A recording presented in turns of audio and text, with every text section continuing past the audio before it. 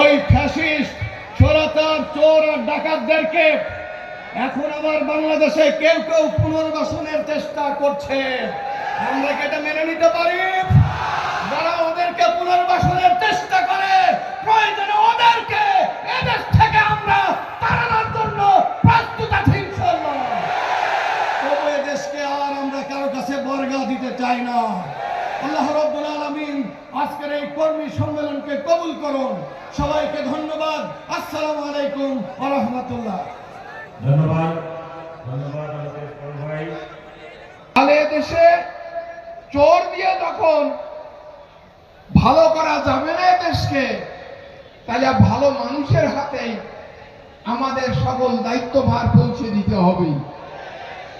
আপনাদের কাছে অনুরোধ, সামনে সেই সুযোগের সদ্ব্যবহার আমাদেরকেই করতে হবে।